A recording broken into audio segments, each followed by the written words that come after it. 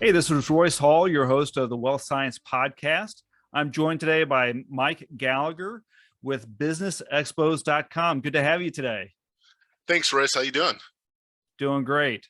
You know, Fantastic. when I have guests on this podcast, we like to talk a lot about the future of the financial industries. I also like to dig in a little bit to you, who you are, what drives you. And one of the things that you mentioned to me a little bit ago was you're really into wrestling. Now, is that like Hulk Hogan and like The Rock, or like what type of No, wrestling you're into? no, like international, like Olympic style college wrestling. I wrestled all the way from the time I was a kid until I was all the way through college.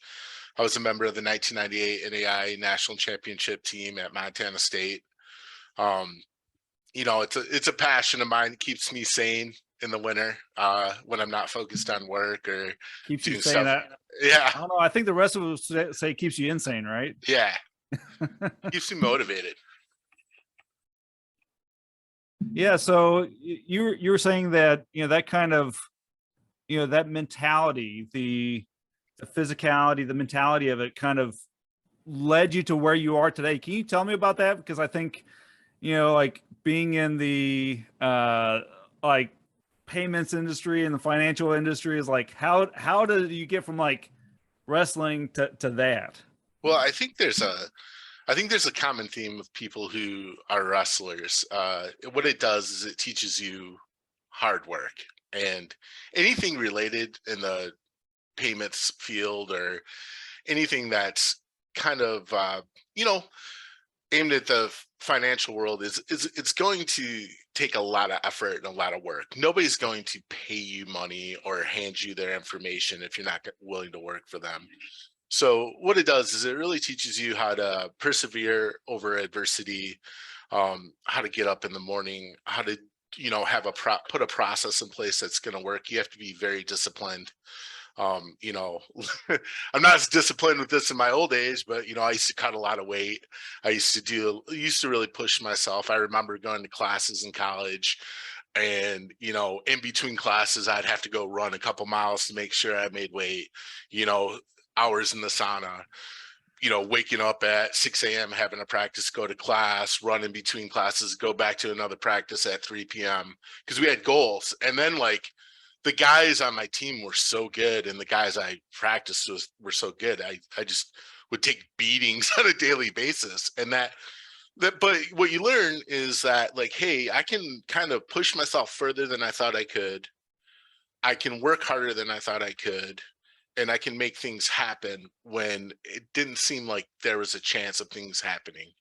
In wrestling, really, it's like similar to chess. Everything's related to specific positions and where you are in space, and how attack somebody. you know it's so it's not like you just go out there and grab somebody and roll around. That wouldn't work. The guys are too good, they're too strong, they have too much technique. So you perfect your techniques, and you learn how to defend against certain attacks and go after certain ways. And what that does is that creates a mentality that you kind of carry with you throughout your life. So if you fail, you're not afraid of failure, because wrestling, you're going to lose every day. Everybody loses every day. So you get over that fear pretty quick. You're not afraid to go out in front of a crowd, because you're standing in front of a crowd and nothing but spandex. Um, you're you're used to pushing yourself beyond what most people would think is normal. I mean, losing 10 pounds in an hour wasn't uncommon, you know, things like that. So that kind of leads you. And then when you get out of that world and you can't do it because you get too old, your body breaks down, you have injuries build up and stuff, you have to find something that kind of fits that competitive nature. And like that led me into sales. And through my sales, career, I came across the payment space, and I went into payments, not really knowing I had a really cool opportunity that was offered to me kind of out of nowhere. And I got involved in payments with a company called North American Bank Card, which I really like those guys. I'm still friends with a lot of people there. They're really great, just good people. And they gave me a real opportunity and taught me a lot. I learned a lot about this whole crazy world of payments and really what's going on in that most people never ever think about. And the multi-billion-dollar corporations that are running transaction processing that nobody even knows the name of. It's wild. Like I would try to explain it to friends and family what's going on in that space, but no one would ever know. And it'd just be like, they'd be like, I have no idea what you're talking about. I don't know what PCI compliance is. I don't know what a card transaction network is. I don't know, what this means or that means. All I know is I have a card and then I don't have to carry money and I can go buy something if I want it. So that was but it's a really competitive field. To last in that space, you really have to perform because there's other people that will come and take your job. You usually get, Yeah. I was in business development. I handled our third party resellers. I negotiated their contracts and their payment schedules and things like that. And I had to sign those guys. I had to convince them to send their business to us and why they should use our networks and how we pay them. But I was also responsible for like a $1.2 million net recurring revenue every year. And if I didn't hit that number, I mean, they didn't care. They'll go find somebody else. There's a lot of guys out there that can do the job, you know? So that was kind of how I got into it and what I liked about it. And then like, as I got into it, it's a really crazy field. There's a lot of just interesting things going on in the regulatory changes and the technology. Every year it changes dramatically. You really have to keep your finger on the pulse. Everything from, compliance and security regulations to the way payments work. Like when I started, there was no Square, there was no Stripe. And when those guys came into the market, they were a direct competitor of the companies I was working with. And they were a massive disruption. And they changed the way things are done. No more, the flat rate pricing model blew everybody's mind. And the peer-to-peer transactions blew everybody's mind. So you had in that industry, all these other companies that were big, a little bit older companies had to change and adjust, and some didn't, and they got bought or went out of business, because of these disruptive technologies. So that really made me kind of get interested in the fintech space. And then a lot of the independent guys that I worked with, they were making crazy money. These independent small offices that were reselling these services were making a lot of money. And then I would learn from those guys, like, how are you doing this? What are you doing? What processes do you take? And it really is really cool. It was really impressive. And now you're probably wondering, like, well, why the hell are you doing events now? Why are you not in that space anymore? Yeah.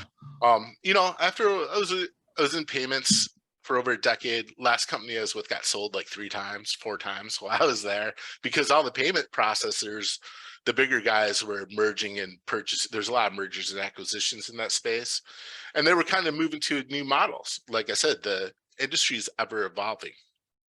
So, I wanted to do something different. I kind of wanted out of payments because what my expertise was in that third party reseller space, and they're moving more into the ISV space and the VAR space. So I kind of, and I don't know how appropriate or what your feelings are on this. I wanted to get involved in the cannabis market. So I swear this is all going to make sense when I bring it. I'll bring it back around. So I knew I didn't want to touch the plant. I didn't want to be involved in that side of it. I wanted to be in a vertical sale, so we could reach into that space, because I was here in Michigan when we had the green rush, and I was seeing a lot of people make a lot of money, and I saw the opportunities, and I was like, that's really interesting. So I found a startup company that was running these events, but they weren't like consumer events. They were business to business expos, and it was a different take, because there's real companies starting to get involved in the space. And I found it kind of exciting, kind of, I kind of knew my old job, I had a good book of business, kind of wanted to reach out and try something different, challenge myself, go back to that wrestler mentality. What's the next thing? How can I push myself? So I took a big leap of faith. I told Ryan over at my last job, I was like, hey, I want to take this opportunity. It's nothing against you. It's just I'm really interested in this, and I kind of need that spark. So I came over here and started doing these events. Well, 2020 happened, and events. It was like the worst timing in the world to be in the event marketing space. So we Yeah. had to pivot. So I had luckily, like I said, we're a marketing company. We also serve the industrial sector and the web services side. And I brought over some of my payments products that I knew. I was like, hey, you know, you guys are building these websites for these industrial companies. You know, if they don't have payment processing, I can set us up with that way. And and some other products and things that I brought on board for us to kind of sell and drive revenue when we couldn't host shows. What I like about this company, what I like about the owner is he's very flexible and very open to new ideas. So we had to shift and make some things happen in a time when our main product, you know, somebody moved our cheese. I'm sure you've heard that. So like we had to pivot, and we did, and we actually we made it through, and I feel like we came out as a better company. Then as we evolved, you know, we were looking at some of the revenue we were driving in through our payments, and we're like, wow, this is cool. And then like, you know, we get the news bulletins, and of course I have friends in the space, and I was seeing the technology evolve, and you know, talking with Fred, is like, you know, why don't we do a fintech show? Now I know there's shows in the space, you know, there's a lot of payment specific shows, or there's shows. Let's do an all-encompassing show. Let's do it in Vegas, and let's do it in a, you know, we know we can run a good show. Like, you don't know this, but like Sherwin-Williams does all my cannabis shows. You know, I'm signing a deal right now with T-Mobile. I mean, so like, we know we can put on shows that these good traditional companies appreciate in these spaces. I think we could host a good, solid fintech show and kind of bring more people in, because fintech's more than just payments. It's crypto, it's wealth and asset management, it's security, it's, you know, there's nonprofits, it's banking, there's so many pieces. It's a big opportunity for us to kind of do something cool, and it's something I Yeah. can talk about, and I like to talk to people about and put out there. So that's how we kind of came around to this, and that's how Nice. I hit you guys up and you know, and invited you to the show, Yeah. and that's That's how I right. ended up here. So see how I Yeah. brought that So around? I love it. That's perfect. Well done. I don't even know why I'm hosting the podcast. I mean, you're just driving the ship here. I'm sorry. I'm like Oh that, no, man. that's That's not like a knock. wrestling. I'm just good job, good job. So tell me about the show. So you mentioned that it's in Las Vegas, Yes. and is this the first show that you all are doing? And this is It's our in 2023. Yep, it's our first fintech show. Um, we luckily, you know, we got to practice in cannabis the last 5 years, and Hmm. in the B2B space, and really kind of work out the bugs and put together a show that's well run, efficient, and where people can actually do business. We really focus on people that can do business with you at our shows, that you have networking opportunities, meetings. We host seminars. We find what's important, and we mold the show around the audience and the exhibitor, so it makes sense for them to do, so they can gain prospects, so they can, you know, write business, create partnerships, drive new business their way, maybe find a vertical they hadn't thought about. You know, we want to be educational and encapsulate that piece and be a productive show. So many of these shows are just people kind of hanging out. We want a show that works Yeah. with you and for you before and after the show. Mm.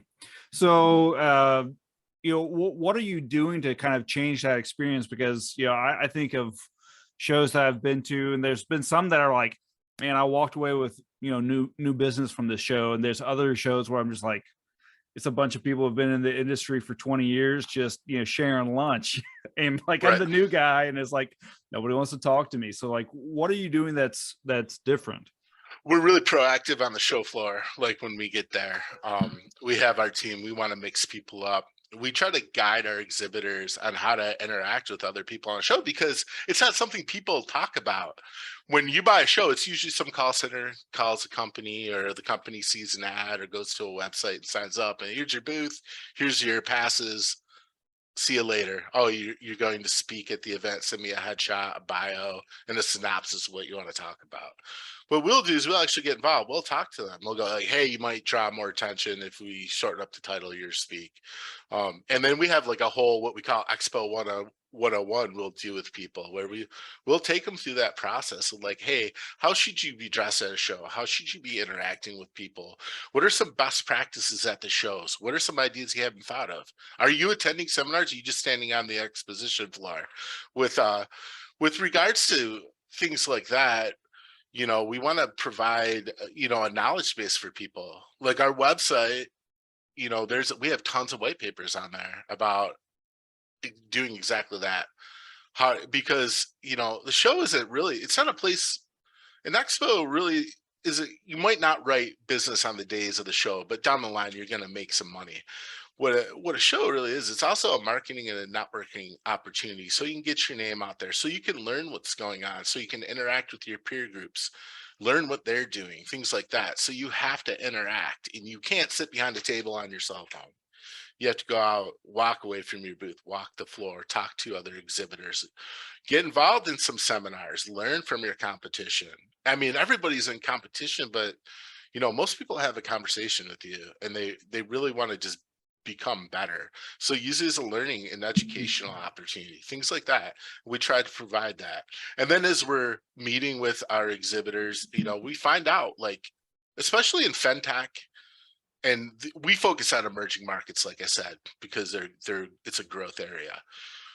We want to learn what's hot in the market, what people are talking about, and do we have subject matter experts that can speak to that? Can we build panels around those things? Is security big right now? Is peer-to-peer payments big? Do we have experts in that field that want to come talk? And create that experience so people walk away from the shows not with just business, but learning something and improving, and maybe getting a little fired up and going, hey, I picked this up at the show. I'm going to go and apply that to my daily routine and see if I can drive more revenue for my company. Or maybe we can do a new strategic partnership with this company. They have a piece of software that our platform would be ideal for. Can we get them into the system and make sure that it's working appropriately, and that we can provide to our customers, and everybody wins? And that's really the experience that we try to create. Yeah, that's cool. I can, I can think of some events that I've gone to. I remember going to one a number of months ago as a nonprofit event, and my company does a lot of work with nonprofits, right, as well as financial services and wealth management and fintech, kind of broadly in the Salesforce world. And I went with one of my coworkers who's like, I don't know, maybe 10,000 times more outgoing than I am. Right. And we were supposed to be running a booth together. I don't know if I saw her once. She was just like always out and talking to everybody. And she's like, hey, I just met all these people. I'm like, can you stay at this booth so I can meet some people for a little bit? And that's some of the things, like, I'll have those conversations like, hey, set up a schedule where people are walking the booth. They're, someone's holding the booth down, somebody's working the floor. You always want to work and mingle. And like I said, attend the networking events, do the stuff you don't want to do. It's, some people also go there and they go the first day, and then they go and they party all night. That's not the best idea either, because you never know when that opportunity or that deal's going to walk through that door. And, you've made an investment in the show. You've taken time out of your work schedule, away from your normal duties, to do that. So, take that opportunity, make the most of it, and maybe it's not even a business opportunity. Maybe somebody throws a job offer at you that you didn't expect. I mean, there's all sorts of things that can happen at these events that are positive for you if done correctly, and if you work it. It doesn't matter if there's 100 people or 10,000 people. There's opportunities to do business at all of these events. Yeah. So I'll put you on the spot here. I'm going to Dreamforce. It's in September. It's the kind of the biggest Salesforce event every year. So it's a huge thing. And, my company is going, we're putting on a couple of events. I'm doing a coffee tasting. I'm really excited about that. I'm a coffee nerd. So like, what is your, I don't know, one biggest truth, or one biggest like nugget that I'm not like your average attendee, right? Like, I'm not just kind of a pedestrian at the show, I am representing my company. Like, what's the biggest suggestion that you have for me? What I would say is, interact with people. And I love the fact that you're doing an interactive event because you might, and you have a passion for coffee. You'd mentioned that earlier, is something that you're really interested in, and you can impart some knowledge on people. I mean, if they're willing to sit there and listen to you about coffee, something they may have no interest in, they just needed some caffeine. I would say that if you can convert that passion and show people what you're able to do with that, I think that can lead to other conversations. I would get everybody's card. I would, try to set up a meeting or two, say, and make it fun, laugh a lot, joke around. You're a pretty outgoing guy. You're not some wilting flower. I don't think you'll have any problem. But I would definitely say, find out who these people are, get to know them a little bit, build rapport. That's a great opportunity to build rapport. You don't always have to be selling your product. You can just make connections and find out who this person are, what they do.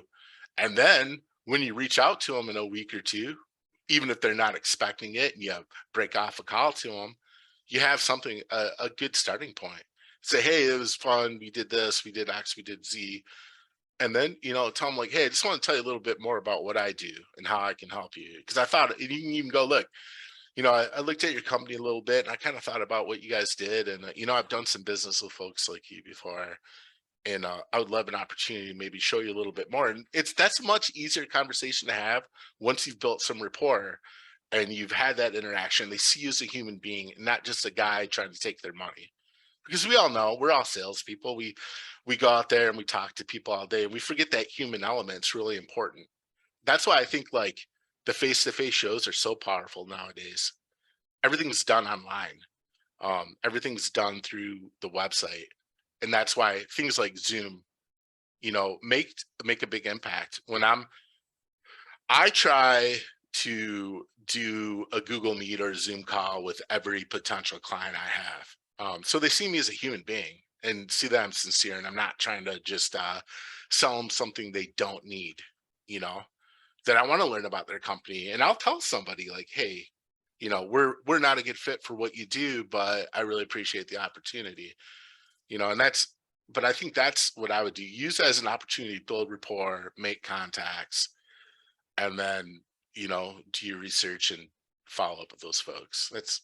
I think that's what you need to do at every event. But the in-person events are really powerful, especially after a couple of years of not being able to do them, not being able to talk to people face to face.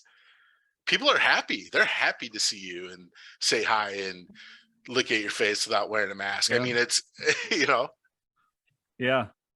My dog, I don't know what, this is kind of random, but uh-huh. I have a big Doberman. I love Doberman, and we have a big Doberman dog, and somebody came over to our house wearing a mask, and he's a very, like, maybe I shouldn't say this publicly because he's our guard dog, but he's Right. pretty laid back. Right. And she walked in with a face mask and he just lost it, and then she pulled it down. He's like, okay, we're good. I guess he was just like on guard for aliens or something. I don't know. I think people have that reaction too, like when they can't see you. And I'm not just talking about masks or anything. I'm talking about when someone can't see you, you're this disjointed voice on a phone. There's no interaction. They can't see the subtle little like communicative motions, you make and things that you do. So they can't really get a feel for you. They can't really get to know you. But when you're doing an in-person show and they're talking to them and they're saying that, oh, this is a real person. This is a real guy. He's way into coffee. But that shows your human side. And it takes people's walls down. And then you can have a real conversation with them and find out what their needs are, what their problems are, and how you fit into that mold and you can solve those problems. Yeah. One of the things that you said to me a while ago was you feel like, to kind of go back to the kind of wealth tech and, Mhm. fintech, you felt like it's kind of a wilderness. I Yes. kind of like that kind of wilderness bushwhacking idea. So, you say that, it's a wilderness where people can go and stake their claim. So tell me more about that and like what opportunities you see in the space. Like what excites you about kind of the advancements in the fintech space? What I really like about it is yes, there's several multinational, multi-billion dollar corporations in it. There's also a lot of really innovative individuals that are out there making things happen, coming up with new ways to transfer money and new ways of acquiring wealth. And can really, like I said, like it's kind of like the frontier days where you would go out and stake a plot of land and try to build a life. And that's really what fintech is. Like if you're a developer, you could come up with some new software that is really intuitive and useful, like a PayPal or a Square or a Stripe, things like that. Or even things like Cash App or Venmo, where these peer-to-peer payments where, you're kind of, the decentralization of the banking process is really, I find that intriguing. That starts to put the power of back into people's hands to where they can really make things happen if they're willing to put in the work and willing to do things. How many new businesses can now, like startups, complete little guy selling tchotchkes, can now go out there and accept payments with a card? That didn't happen 10 years ago. I mean, 10 years ago, maybe not 12 years ago. That didn't happen. You weren't just taking payments. You had to either go through like an eBay or something to sell it. But now you can sell direct to your consumer with just a cell phone, and they can pay you with just a cell phone. You don't have to worry about having exact change or cash. Anybody can have a point of sale system in their pocket. And I think that launches and drives a lot of businesses, and small and medium sized businesses are really driving the economy right now. And people, like, if you noticed, if you're out there, there's a lot of people out there that aren't going back to traditional jobs. And I think that the payments infrastructure and fintech are kind of driving some of that, because there's things you can utilize to transfer money from one person to another. And I find that really exciting. And I think that's a good thing. Yeah, that is amazing. I think of P2P. I know that you mentioned P2P as well. Yeah. I'm in the process of trying to buy a house, Right. and somebody asked me for payment over Venmo. And Right. it's like, I think maybe 3 or 4 years ago, I had a friend invite me. It's like, hey, you need to check out Venmo. I'm like, no, I don't. Like, here's a $5 bill. And Right. now it's just like, why would I ever use cash? And it's all digital. It's completely changing It's changing the the way that world, we and give then, money to friends. and like some things are going to work, they're going to fade, they're going to evolve, and they're going to change. But I think what I like about it is there are real opportunities for people to kind of grow their wealth. And like, the payment space, one thing that I did like about it is I worked with a lot of entrepreneurs, a lot of guys that started with nothing and built real companies with real recurring revenue and provided a really good life for themselves and their families. There's not a lot of like if you go and work for you go to college for 4 years and you get a degree and you make 60K a year, like that's nice. But like, where else can you go outside of payments? I'm sure there's a few things where you could actually start from nothing, have no overhead, and if you're tenacious, you know you could build a portfolio of residuals, you know without having to get licensed, without having to pay a bunch of money, without having to really do anything other than, learn the product, learn how to explain it, and learn how to prospect for clients and make six figures, after a year or two, and then really go on from there. And I always really appreciated that about the payment space. It was, you had your very um, traditional companies, but you also had your wildcats and your guys that were out there making things happen and making a real go at it. Yeah. Um, that's amazing. And I just think about my own career. Like my own career was, I tell people, it's anything but straight.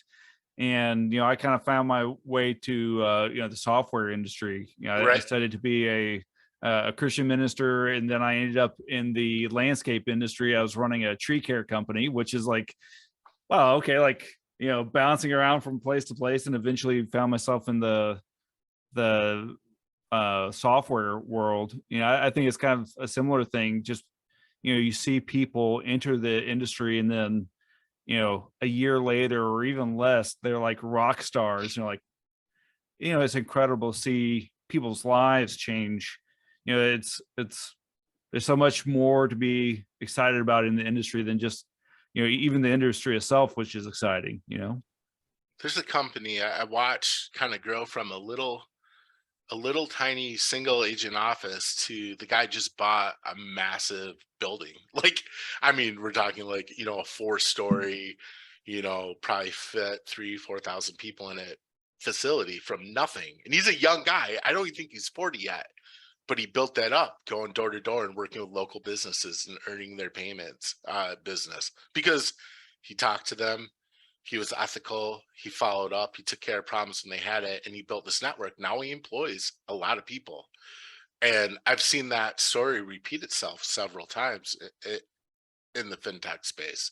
Or the guy that comes up with the software design that's disruptive but makes people's lives easier, and then goes out and some big company comes in and pays them $1 billion for it. We've seen that over and over again, and I think that's Yeah. what's really cool. Like, a lot of things, you see a lot of get rich quick schemes and a lot of like people that write books and tell you like, if you do it this way, it's going to work and you're going to be a millionaire.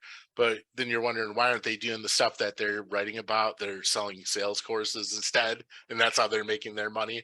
But in the fintech world, like, I think that, people can come in and make it happen. And that's really interesting that you said you were a Christian minister. I know another guy who is created a faith-based company. Not that he was overt about it, but his standards were based in that. And he sold that company off and is retired now. Like, but he built it on those principles. And he was a mentor of mine.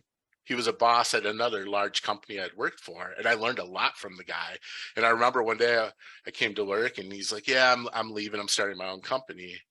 But he'd always imparted like a lot of the ethics and the behaviors and kind of what he had been taught and listened to, and based his company on that. And I'm telling you, within 5 years, he built this up into a multi-million-dollar company from almost nothing, and sold it. Now he's probably sitting on a boat in the middle of the ocean somewhere.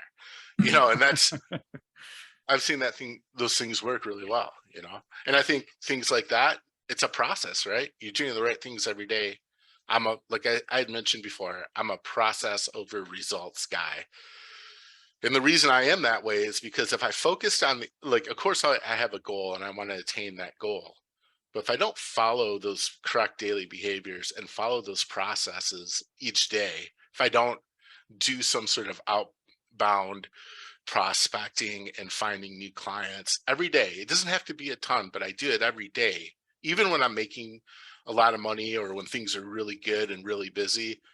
That consistency carries over and drives revenue and success and makes things happen. But I think those are a lot that I learned that from wrestling. Some people learn it from faith and religion. So, but you can look from the time you grew up and look for those lessons that people were telling you your whole life, and follow them. But hey, I have a process of behaviors I need to execute every day in order to hit my goals and be successful, and the results will come. So I always preach to myself, process over results, even if it doesn't feel like it's working. 6 months, I'm going to get 10 deals out of nowhere I didn't expect. I remember I was actually sick, and I was sitting at home, not feeling well at all, didn't go into the office. And one day I had 7 deals come in, I hadn't even thought about, just from doing those processes over time and sending contracts out, and they just all hit at once, and things like that. That's how you make things happen. And that's what I think fintech and wealth tech and things like that, I think they lead. If you follow those rules, it'll lead to success, but you have to be self-motivated. And that's really what I like about the industry. Yeah, I like what you said. You said that you have to do that even when I think you said even when you don't feel like it. Right. That's when good things happen. Yeah, I think I'd put maybe even a sharper edge on that. You have to do those things, especially when you don't feel like it. I would 100% agree with that. Yeah, because I'm in sales as well, so it's just crap, I just whiffed on the big deal that I was, trying to hunt down, or like, life, the life around my job is not going the way I want. Right. And you just have to, put the right motions together, whether that's, I'm sure that you feel that way with wrestling or Mhm. wrestling. But I think of like, baseball or basketball, where it's just like, okay, if you're in a slump, well, what do you do to get out of the slump? Well, you keep doing the right thing. Like you keep, Right. shooting the ball, you keep dribbling, you keep swinging, and it's not going to last forever. But, the only way that you lose is if you stop. And sometimes maybe it's just a slight hitch in your technique, reach out to a mentor or somebody you trust or somebody that is successful and ask them, like, what do they do? Well, I'll tell you, the first thing they don't do is they don't give up and curl up in a ball, because that does nothing. And that's worse than do, doing something ineffectively is better than doing nothing at all. you know, Motion creates motion, but also be self-aware. Like, hey, if something's not working in your life, change it. I love that. Doing something ineffectively is better than doing nothing at all. Man, that's a fantastic quote. I love that. And yeah, I just think of just teaching my kids. I have two young kids, and a lot of times, like they'll just want to give up on something. I'm like, well, don't give up. Or like they'll take a long time making a decision. And it's like, okay, like, even when you're not making a decision, like you're making the decision to do nothing. Right. Yep. And You're deciding to do something. yeah, and that hasn't quite clicked with them yet. I've said that a few times. I'm like, you're deciding right now to do nothing. And they're like, no, no, no, I haven't made a decision yet. I'm like, but you're not doing anything. You got to go. And anything is better than just staying where you are. Right. But that constant reinforcement too, though, and I think we all find this out when we hit our early 20s. Like, you say things and you hear your parents come out of your mouth. You're like, oh, that's Yeah, why they said that exactly. to me 8,000 times. Like, save your money, don't buy things you don't need, stuff like that. And then you end up in a situation where you're like, that's why they kept telling me that, and that's how I ended up in this situation here. But Yeah, it we does. all end up in that situation where we're just like, oh my gosh, my parents were right 25 years ago. You're Yep. like, oh man, the old man knew more than I realized. Yeah, your parents are real stupid till you're about 21. And then you realize that they're usually a lot smarter than you thought. Yeah, you're like, oh wait, they were just like me. It's just I didn't realize that they're just 20 years older than me. Right. Awesome. Well, any other nuggets of wisdom you want to drop on us here? I don't know if I have any nuggets of wisdom. I mean, I just appreciate the opportunity to come and talk to you and learn a little bit about what you do and tell people about who I am and what I do. And I'm really excited that you gave me an opportunity to talk about the show. And um, I'm going to, and I'll get you this information.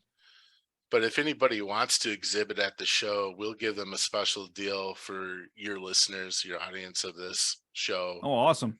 And I'll put that together and I'll send over the details to you when I send you all the other stuff that you need to get the show up and running.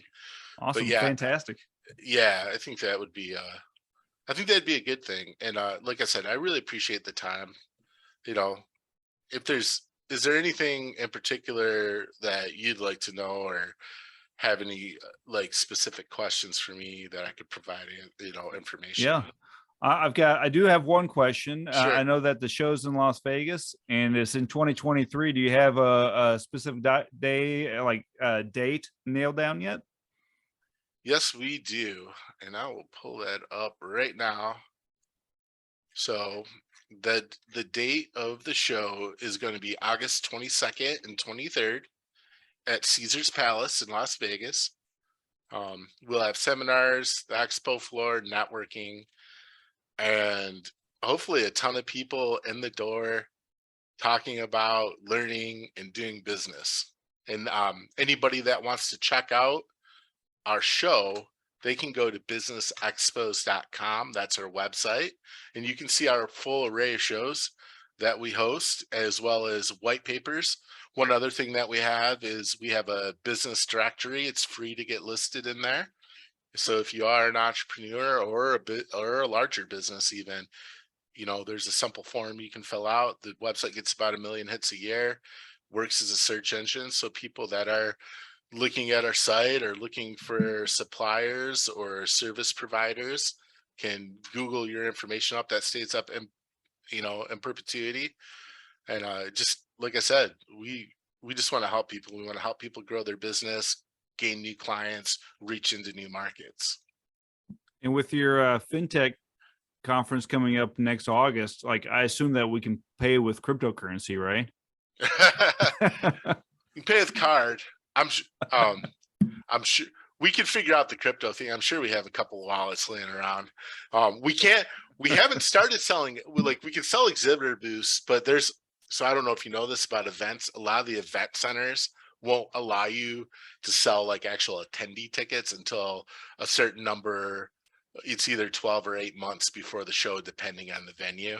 So we're a couple days. Well, we're actually at exactly 1 year out. So I don't know if we have the ticket page up, but if you want, and I'll get you my contact info. Anybody that's interested in exhibiting can hit me up, and I can put together a booth package for you, and hopefully get you on the show floor. And like I said, we'll have a special discount rate for listeners of the Wealth Science podcast.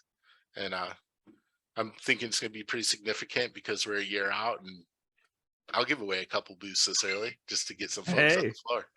There you go. Giveaways even. Yeah. Perfect. Love it.